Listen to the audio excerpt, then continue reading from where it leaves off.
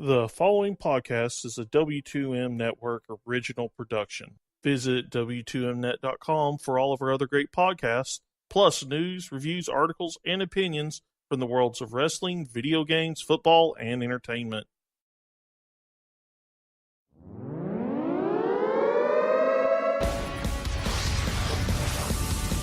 Wrestling to the Max Smackdown Review.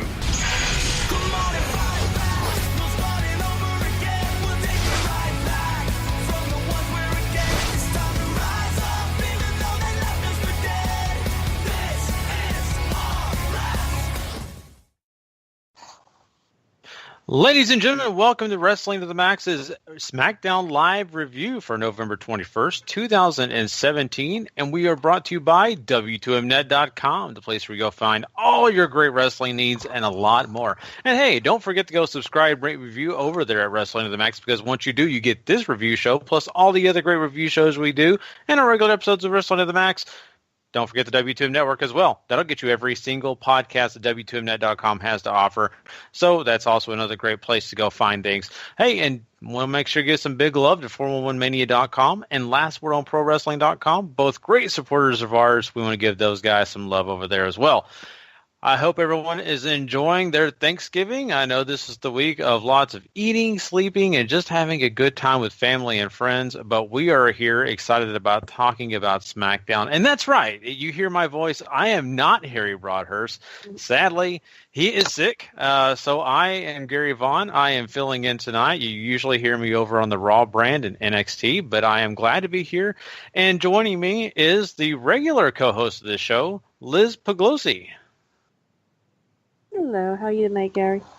I'm good. How about yourself? How are things going over there? How are you enjoying, this holiday week? Pretty good. Already busy cooking. Oh, man. Yeah, it's got to start early, right? Yeah. So my family's going down to Maryland, so I'm sending some things. Oh, man. That's fun. It's always a good time, cooking and all that. My wife actually, as we speak right now, is making tons of desserts for our family gathering. So that's keeping her busy. And, of course, SmackDown kept me busy tonight. So everyone's got a lot going on. And I hope everyone listening, hey, if you maybe people listening right now are cooking their Thanksgiving dinners or getting it ready, hey, that's cool with me, So, but I'm glad to be here. And I appreciate you letting me join you tonight, Liz. This is going to be an interesting SmackDown to talk about, I think we're going to have a lot of fun here. All right, well, let's go ahead and start this thing off, Liz. Let's go ahead and start by talking about Shane McMahon coming down to the ring. And, I'll say this. The guy didn't act like he was beaten down really good on Sunday. He seemed like he was in pretty decent spirits, which is a little funny, but I guess he's had a day to rest. So, but, yeah, he comes down and he wants to make sure he throws some shout outs to all the guys and gals on the SmackDown roster that worked really hard. He was very, very proud of everything that they did at Survivor Series despite their disappointing loss, and says that they proved that they are the show despite losing at Survivor Series. So we have him doing that, and he goes on to say that, he may be proud of everyone, but he's not proud of Kevin Owens and Sami Zayn, the two guys that came down and attacked him and really affected that SmackDown crew trying to win that Survivor Series. So he brings them down. They come down and kind of state their case that they think that Shane should be the one to apologize because he's the one who kept them off the team, kept them from helping SmackDown win Survivor Series. So they go on to kind of say all that. And then we go from there, and we have Shane basically coming back and saying, look, I only have 2 words for you guys. And he is about to fire them until Daniel Bryan comes down and says, hey, hold on a second, Shane. These 2 guys, they've gotten a lot of trouble with the entire SmackDown roster. I had to send Randy Orton home because if he said he found them, he may not know what he can handle himself around them. So I had to let him go home. And I've got the guys like the New Day who are just ready to crush him. So let's set up a match here. And he sets up a lumberjack match between the New Day and Kevin Owens and Sami Zayn here. And so the odds are obviously against those 2 guys coming up. What did you think about this opening segment and all that kind of ensued here, Liz? I enjoyed it. I actually, the same as you, when Shane was coming out, I kind of was like, well, he's not really selling anything, for lack of a better term. He was very peppy. I enjoyed the segment. I liked Daniel coming out. They haven't, a lot of weeks you don't even really see Daniel, which I find interesting, because I like Daniel slightly more than I like Shane. I think it's a really good opening segment. I was saying earlier in the chat that it was already better than Raw, in my opinion. I think it built it up. I was surprised about the lumberjack, but I was pleasantly pleased at the way it turned out. Yeah, for sure. And there's, a lot of factors that come into play here in this whole storyline tonight. And, I think this is a great way to kind of get things rolling. I love you kind of have Shane McMahon, too. Immediately, the first thing he wants to do is just fire these guys. To me, it shows a lot of continuity. Anybody in Shane's position would do that, right? They'd be like, screw these guys. Yeah, of course. I mean, it was. And for a second, I was like, oh, wait, are they going to go to Raw? Are they going to fire them? Are they going to play up the whole thing from, they were sent home from Europe? I was like, As much as they kind of dip into kayfabe every once in a while, I'm surprised they didn't bring up the European trip. You make a good point there. So, yeah, I mean... I thought maybe they were, playing with the fans a bit, about that, like, working it in. I kind of wish they did, but I mean, hey, it's okay. They at least gave us enough here to show us that, Shane was pissed off and he was going to fire him until Daniel Bryan intervened. And I like this. I had some of the thought processes you did. Hey, Kevin Owens and Sami Zayn on Raw, it may not be a bad deal. Who knows?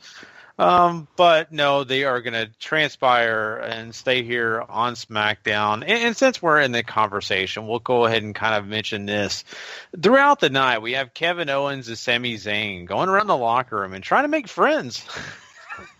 trying to get some guys on their side, because they know once they face anybody on the outside in that big match, it could be disaster for them. They go to Baron Corbin, try to sweet talk him. He basically tells them no, he doesn't like him and can't stand him. And the fact that they need to go find someone else that's weak-minded.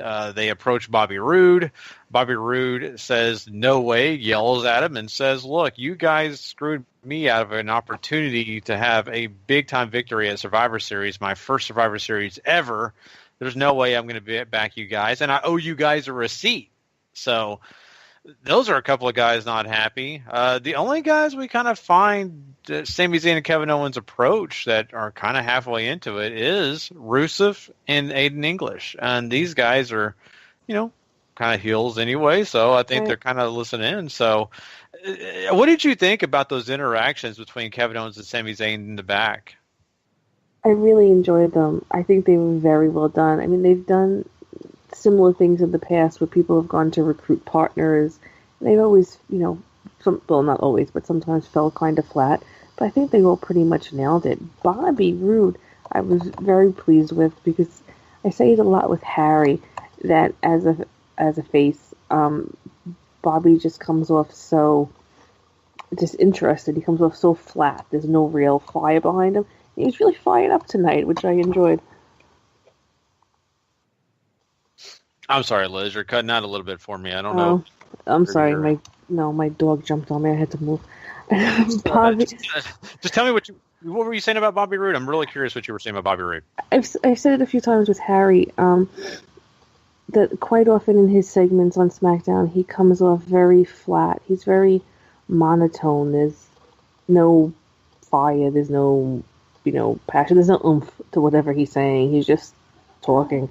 But today he was really fired up. You saw the Bobby Roode that you used to from, TNA and NXT. So I enjoyed that. Mm-hmm. I look at this as something that they get Bobby Roode in the heel mode compared to this face mode, only because of just what you're saying there. When he has that energy behind him, when he's really angry, when he plays that role, like he did in NXT, I'll say that. He really does a great job. He really kind of has that fire underneath him. As a baby face, it is kind of flat. Even at times with Beer Money, I thought he was good, but he kind of, got to be goofy and things like that. It wasn't anything straight, so I think, hey, it's good to see energy coming out of Bobby Roode. I'm right there with you. So I think that was a pretty fun segment there with those two guys, having to hear it from a guy like Roode. So, and, we'll kind of catch up on the Rusev stuff later. But this all leads up to this match at the main event. And we have the situation go down kind of like we thought it would. We have a decent match between all the guys. Sami Zayn keeps throwing guys out of the ring for the New Day. New Day guys keep landing on the outside, and they just get to sit out there and hang out because guess what? The SmackDown Live roster is not mad at them. So you got guys like Kofi and we even have, I believe, Xavier Woods on the outside at sometimes, kind of hanging out there and no one's doing the thing. And it's really pissing off Kevin Owens and Sami Zayn. They're not happy about this. They're yelling, you should attack them, blah, blah, blah. And then when those roles are reversed, when Sami Zayn steps 1 foot outside the ring, a brawl ensues where they start to beat up Sami Zayn just because he's outside. So I love when they kind of crowd surfed him back. Yes. That was great. It was. And that's what's fun. So this was kind of formula. The beginning of this was really just kind of what you expected, nothing out of the ordinary. Here's where things get a little bit interesting, and that's when we have Sami Zayn on the outside once more, and Baron Corbin goes to punch him, but Zayn gets out of the way, and Corbin ends up punching Bobby Roode right in the face, which causes those two guys to battle, and which causes everyone to battle. So now so now you have a situation where there are lots of distractions. Guys are even getting in the ring and fighting and brawling throughout the arena. And this causes enough distraction for Kevin Owens and Sami Zayn to steal a victory over New Day. But that doesn't fare well for New Day for the victory, but they do fare well when they begin a beatdown on Sami Zayn as Kevin Owens, Rusev, and Aiden English all do their beatdowns, but then Sami Zayn gets left. And so that's kind of bad news for him. What did you think about all that? I thought it came off, really well. I think it definitely held, a person's attention. You kind of, you suspected that something was going to happen with the Lumberjacks. I think the last Lumberjack they had, I don't remember what it was, at least a few months ago, was very boring. They were just kind of there, and nothing really happened. But they utilized it really well. Sammy's beatdown, for me, I love Sammy. I think his current gimmick is going over, really well. And for me, I was like, oh, poor Sammy, but it furthers it. And with Kevin running away, you're interested to see what's going to happen next. Yeah. I'm sorry, you're still cutting on me a little bit here, Liz. I don't know what's going on with maybe Skype is being a jerk tonight. Skype sometimes will do that to us. But yeah, I mean, we go from this main part of the show, match, the big match, and we get into the end part here. We'll just go ahead and mention it since this all kind of goes together. We have Kevin Owens going backstage and begs Daniel Bryan not to fire him and Sammy, and Daniel Bryan's like, look, why are you concerned about me? Why aren't you concerned about Zayn? And he says, look, I'm not going to fire you. I wasn't going to fire you in the first place. But what I will do is put you in a match against Randy Orton next week. And Kevin Owens says, you can't do that. And Daniel Bryan says, oh, I can't. And Owens kind of thought, no, you're right. Okay, that's fine. So we kind of go off the air like that. But, I mean, that kind of sums up kind of the end of the night. Kevin Owens and Sami Zayn get a victory, but they still don't really win in the end. But neither does really the SmackDown roster. I don't think that they get the revenge that they wanted. I mean, how did you feel overall about this whole story of the night? Did you really think this was because this kind of took over the entire show? It did, which was different. So I liked it because it's usually, it's pieced out. They have it, in batches, so to speak, and then that's it. I rather like that it was stretched out, that they, furthered it along. For me, the takeaway is, okay, Shane left. He expected Daniel to fire them. So it's going to be interesting to see how they continue to build up the issues between Daniel and Shane.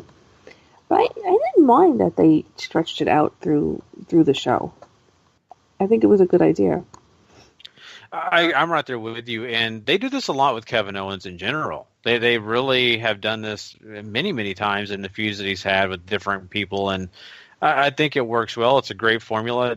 Kevin Owens is great on the mic. He does an excellent job, and you were talking about Sami Zayn earlier, and I didn't, because of Skype, I couldn't hear everything you were saying about Sami Zayn, but Sami is a guy that, I'm not really used to seeing him in this form of being a heel, kind of being a bad guy, but I think he's doing a decent job of it, and so these two together, it's a story that I'm really enjoying following, and not only that, it holds my attention throughout the entire night, so that's a big positive for me, No, I absolutely agree. It's definitely a good storyline.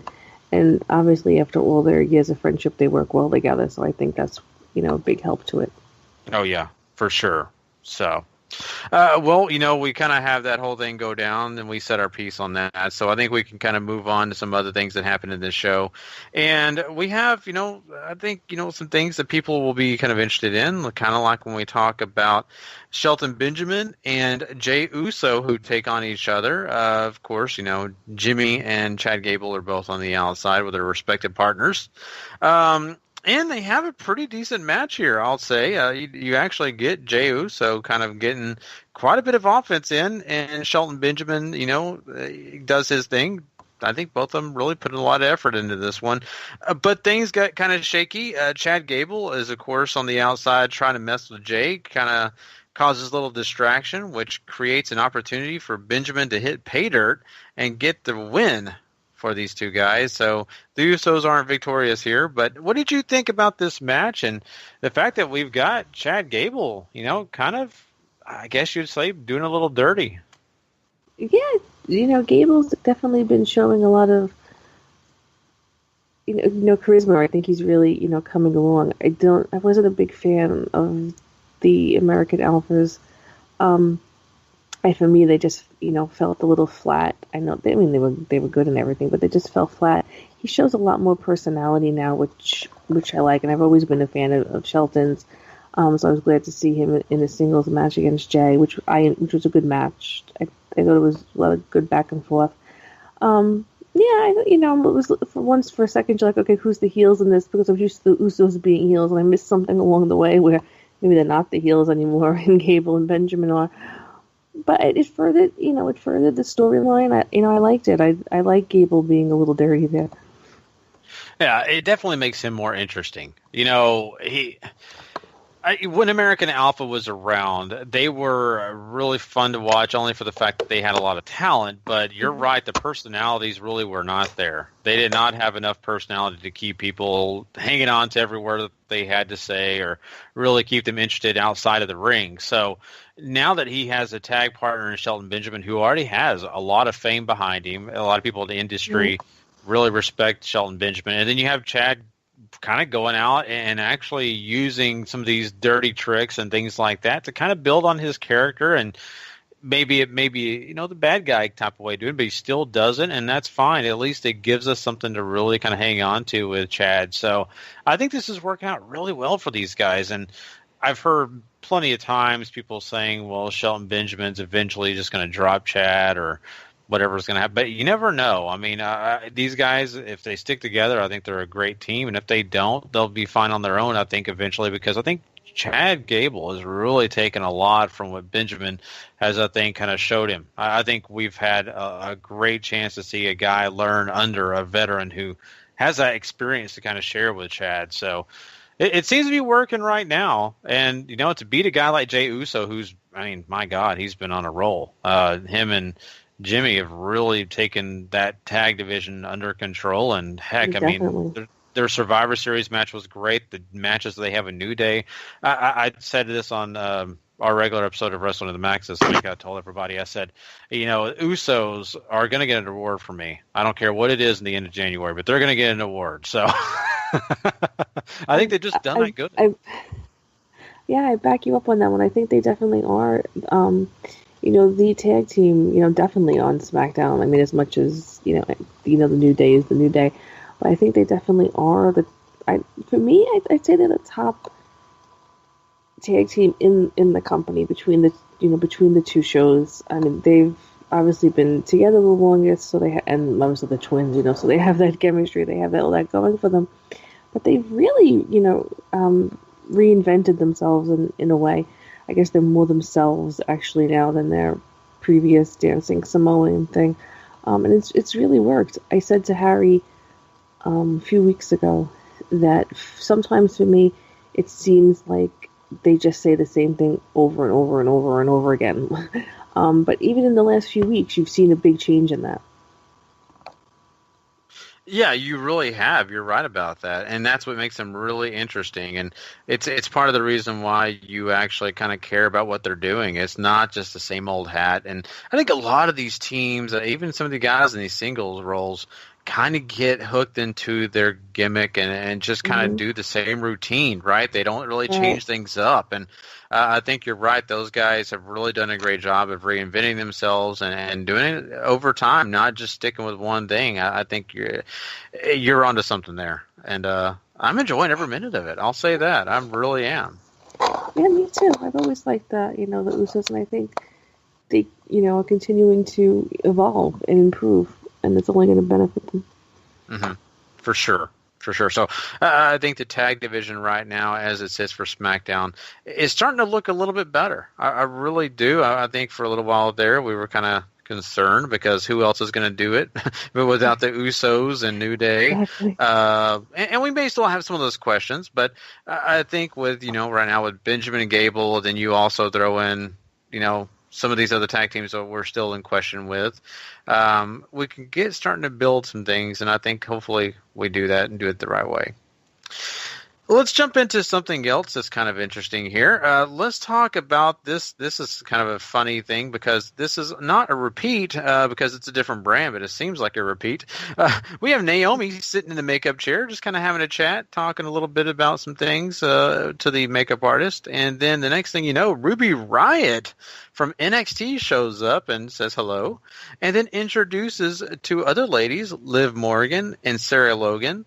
And Naomi stands up, and, the girls say, oh, no, you don't have to stand up. But they just say, okay, it's time to attack her. So they basically just attack her and beat Naomi down, which is kind of reminiscent of what we saw on Monday Night Raw when Paige. Yeah, Paige and her girls took care of business. Mandy Rose and Sonya Deville beat down some people last night. I'm missing, I forgot. But anyway, so we get on that, and we have Naomi getting beat down, and Becky Lynch decides to get involved, and she attempts to save the day, but she cannot. The numbers game catches up with her. I know, and she really took the beating. Naomi got kind of lucky on this. She really did. Oof. So, boy, what did you think about the beating, and what do you think about this trio? Okay, so I don't watch NXT all that often. I am a horrible fan. I know, I probably should. But in terms of this, for me, it's okay, because now I can begin to love or hate them based on, what they do here. I've never been a huge fan of Paige's, but I enjoyed the fact that she had, two other people, with her, change things up a little bit. Like most people that I'm saying, I'm not a huge fan of the fact that they basically redid the whole scenario on SmackDown, but I liked it better on SmackDown. Everybody was expecting Paige to debut back soon. The whole twist of her having a little crew, was nice. Even when they were saying to Naomi, sit down, and you're thinking, okay, they're going to attack her. I was still startled for some reason when they actually did it, and they really destroyed poor Becky. I kind of liked it better on SmackDown than I did on Raw. I think it was a little more, I don't know, in a strange way, it almost came off a little more organic, a little more, natural. Okay, here's, three ladies who haven't been here before. We're gonna come in. We're gonna show them, what we're made of. We're gonna take over. It's definitely gonna liven things up. Yeah, it's very interesting. And before people email me and say, you don't remember Raw, you just talked about it last night. Okay, it was Sasha Banks, it was Bayley, and of course we had Mickie James involved. And then they beat down the champion. Of course, that is Alexa Bliss. So, yes, I mean, you're right. That was a different kind of beatdown for the fact that it was mostly in the ring, and we kind of had an idea that something may happen, but we weren't really sure about it. This really kind of came out of the blue because you didn't expect them to completely do a very similar thing, right? I honestly thought this was going to be the opposite of what Paige and her crew did. I thought maybe Ruby Riot was there to be friends and hand out bubble gum to people and be a nice person. No, she decided not to do that, and her crew is really looking vicious. And sorry to say this, but Becky Lynch is just proof of that, how vicious they can be. And so now, we have a similar format here, but just a little bit different. Really, really interesting. And, once again, we have a kind of a parallel here. And I can understand, you may like this one better, and some people may like the one with Paige better. I don't know where I land on that, to be honest with you. I kind of think they're equally good for me. I think they both have their points. That'll lead us on to the next thing, and we'll continue this conversation about what's going on here with these ladies. But let's go ahead and jump into this Charlotte and Natalya match since we're on this subject. And, this was a match that actually was ending up being pretty good. I think that they had a solid outing. It was some of the same things I think we've seen before between Natalya and Charlotte. So I don't think we're, jumping into a new category or level with this match. But what we get here is at least a showing that Charlotte is very reputable. She looks very strong. Natalya gets knocked to the outside. And that's when we have Ruby Riot and her friends show back up again, and they jump the barricade, and they just beat the crap out of Natalya, just throwing her around on the table, into the ring post. They destroy her, turn their attention on Charlotte, and all of them pretty much hit their finishers on Charlotte to really just kind of stand tall and stand over everyone. So here we are. This is a little bit different than Monday Night Raw, like you said. We all know Paige very well. People may not know Mandy Rose. They may really not know much about her. They may really not know a lot about Sonya Deville because they're NXT stars, but I'm guarantee you most of the people, kind of like maybe yourself, Liz, who don't watch NXT a lot, are really clueless on who these three are, right? There's no, person that's been around on TV, at least. We have Ruby Riot leading the group, but she's definitely not a face that has been seen on SmackDown, Raw, or any other place except NXT. So this may be a breath of fresh air, or how do you feel about this? Because we kind of talked on the Monday Night Raw show last night that it was kind of nice to have some new faces. Do you think the same thing for the SmackDown side? I think the same thing for both. Because obviously there's only so many times, and you can say it for the men too. I mean, there's only so many times you can see the same person have the same match over and over. And for the most part, on to go to Raw for a second, everybody's waiting for the Sasha Bayley feud to happen to liven things up a bit. And you have to bring in, more people, and flesh it out and come up with something new. I mean, I think it's going to be good for both shows. I'm not totally against it on Raw, but seeing as, how, I really wasn't waiting for Paige to re-debut. I wasn't as excited as everybody else. Not that she's not great, she is. But no, I think it'll be good. It's definitely, new blood. And like I said, I don't know them, so I am, for the two on Raw and the three here, I am definitely interested. It does definitely, pique my interest. And as I've said before on, the SmackDown podcast, for me, again, I'm going to sound horrible when I say this, I know. A lot of times I'm just not into the women's division because it becomes so stale. They swap best friends, they go back and forth, and it's the same thing. So this really is gonna, shake things up. But I wonder if they're ever gonna have the two new trios. How do I want to say it? It just lost my train of thought. If they're ever gonna be linked together, like it's the two trios are ever. They're gonna be shown that there's one big unit rather than two separate ones. Yeah, that's a good thought process too, and honestly, that was kind of at the back of my mind. Do these teams actually share a common interest, a common goal? Are they actually tied to each other? Just hopping on different brands to kind of take control of each brand and maybe come together eventually. I don't mean to be funny or maybe make a joke, but is it kind of like their own version of the Women's Bullet Club? Where they've come to take over everything. I don't know that's the case. I'm just saying it's this group that could possibly be on both brands. They split their time ruling the roost on each brand. Who knows? But they could be very different, too. This could be a situation that they're on their own path, but they're just kind of paralleling each other, Mm-hmm.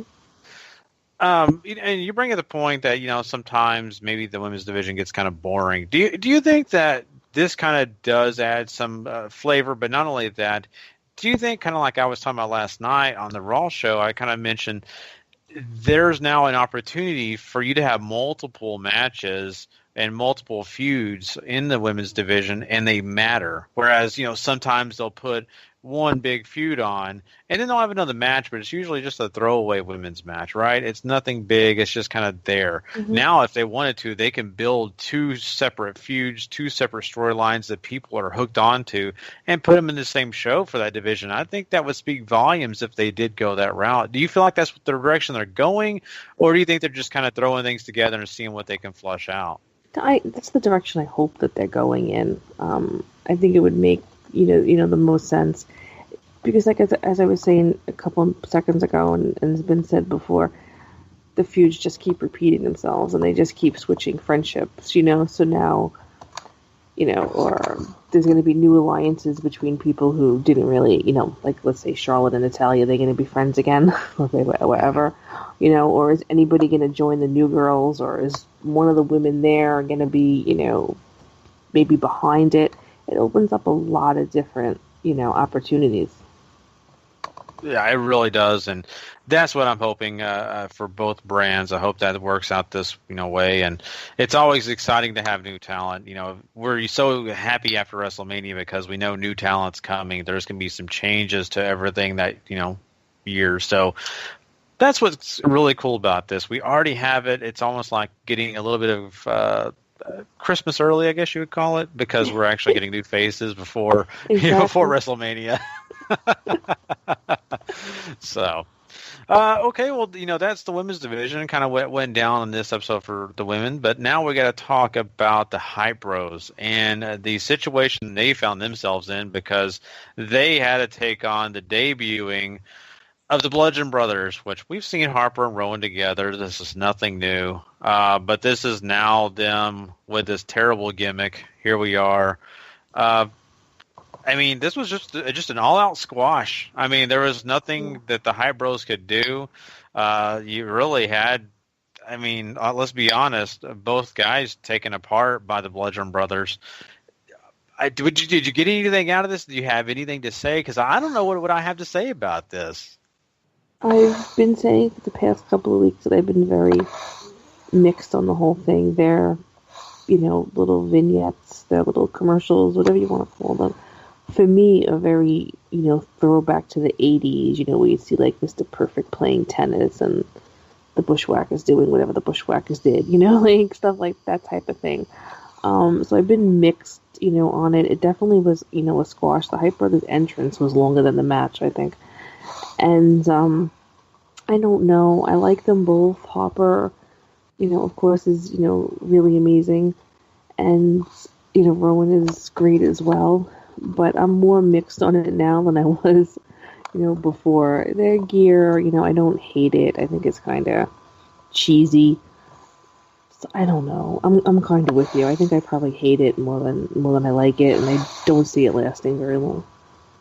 Yeah, I kind of hope it doesn't last long. Now, if that means detriment to their careers, I'll take it all day long. Give it to me. Right, just absolutely. give me the blood. I love to see Harper and Rowan do great things. I want them to be very successful. I may not really care for the gimmick. Like you said, it's very 80s, very cheesy. But but whatever it takes to get those guys on the right path, give it to me, because I want this tag division to be very well rounded. I want them to matter. I don't want them to be something that's cheesy and then put to pasture in 3 weeks or a month and a half. I want this to work out. So please, do whatever you can. But I would love if they'd scrap the gimmick. Just let them be Eric and Luke. I'm hoping it's something along the lines of the New Day. Not that they get a third person, but where it slowly evolves, into something else that really works for them. They started as the preachers or whatever they were, and it slowly became what they are now. So even that, I could live with that. Where if some of it slowly phases out, that's okay. Yeah. But no, not for me.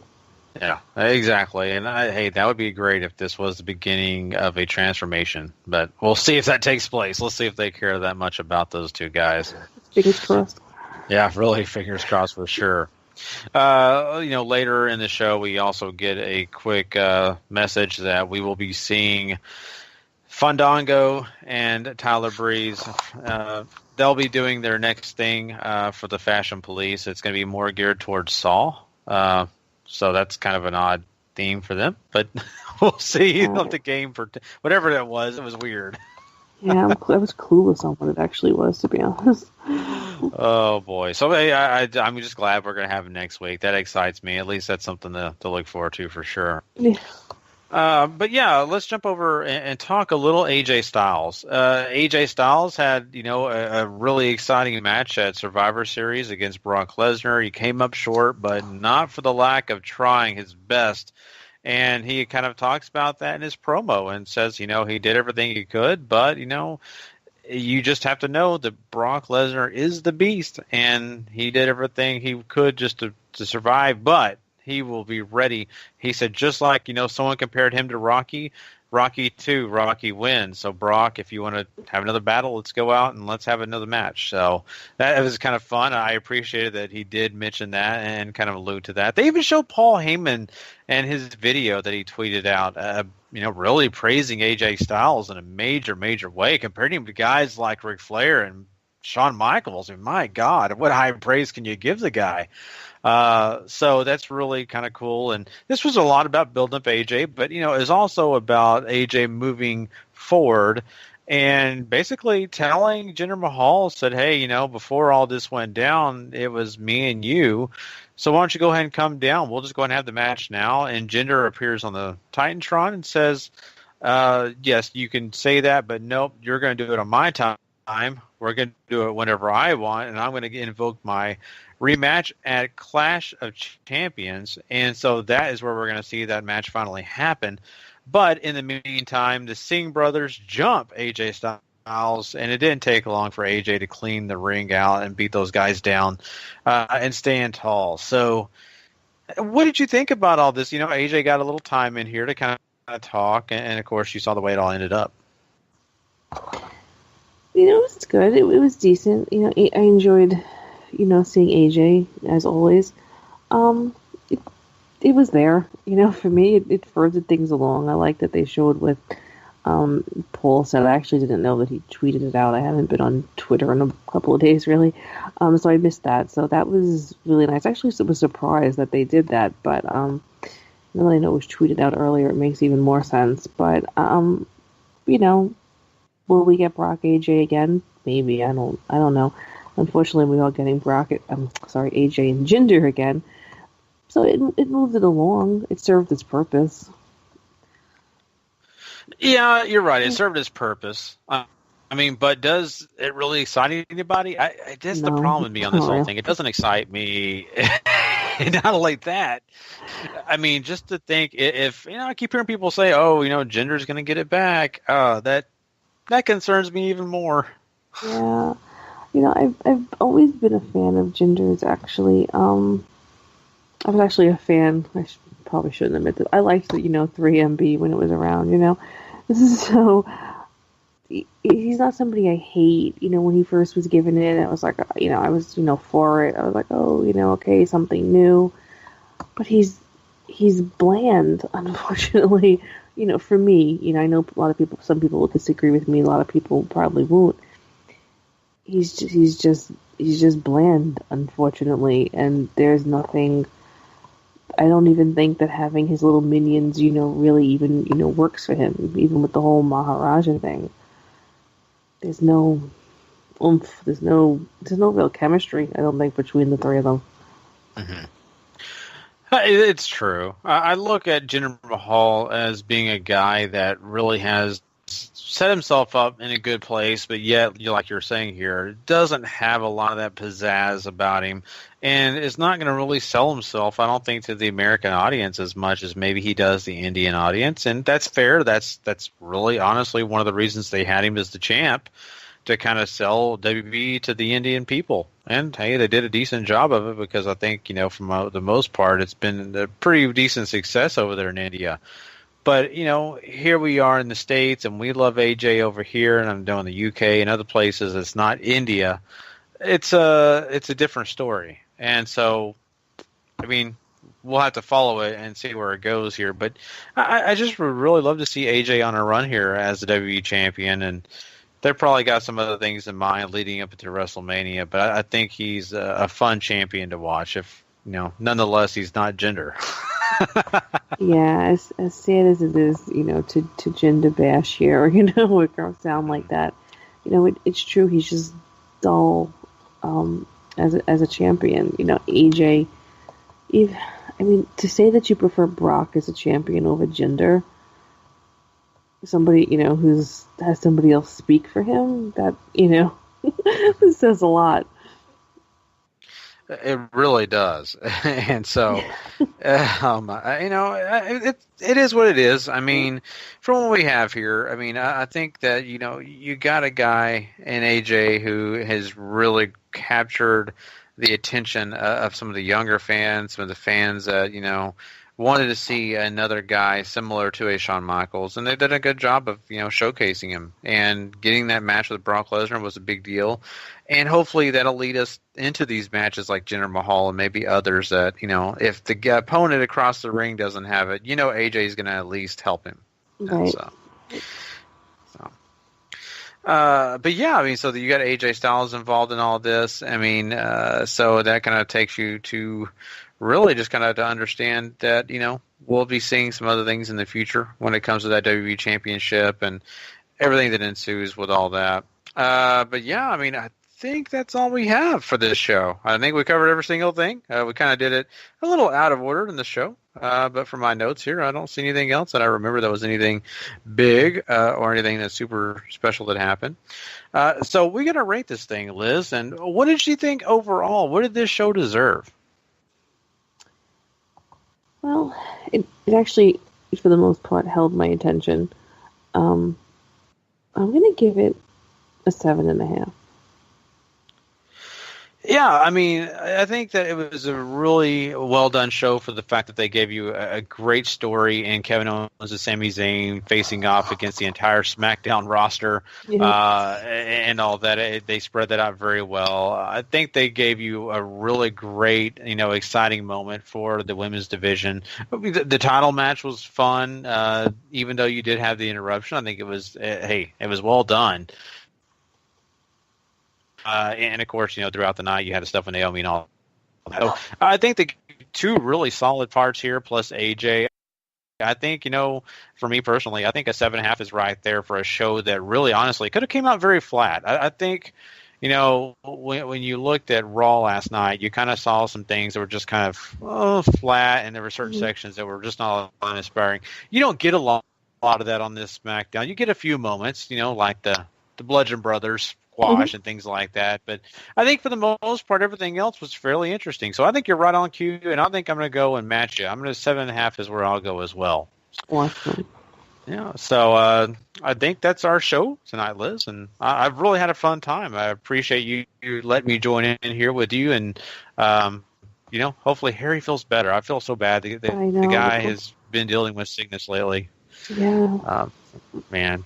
But, hopefully next week you'll get more Harry, and we'll hopefully get a chance to see what goes on on the rest of this week in wrestling, because we got NXT coming up. That review show is going to be, I think, very exciting. I just want people to know that, because Paul Leeser has been building it up for me, Liz. He actually was live in Houston and got a chance to see NXT before I have. So he is thrilled about it. So it's kind of making me excited about talking NXT this week. So it's going to be a fun review show. I'm gonna tune in myself, actually.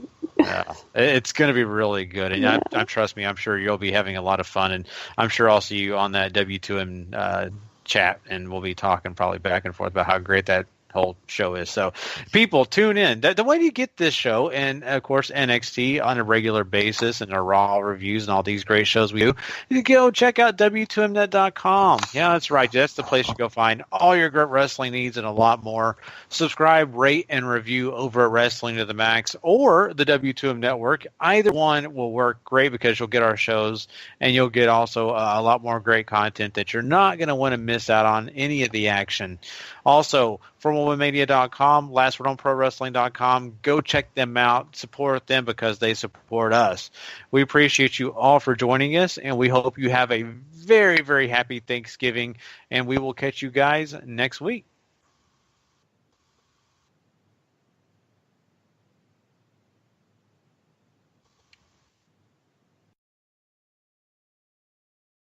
The following podcast is a W2M Network original production. Visit W2Mnet.com for all of our other great podcasts, plus news, reviews, articles, and opinions from the worlds of wrestling, video games, football, and entertainment.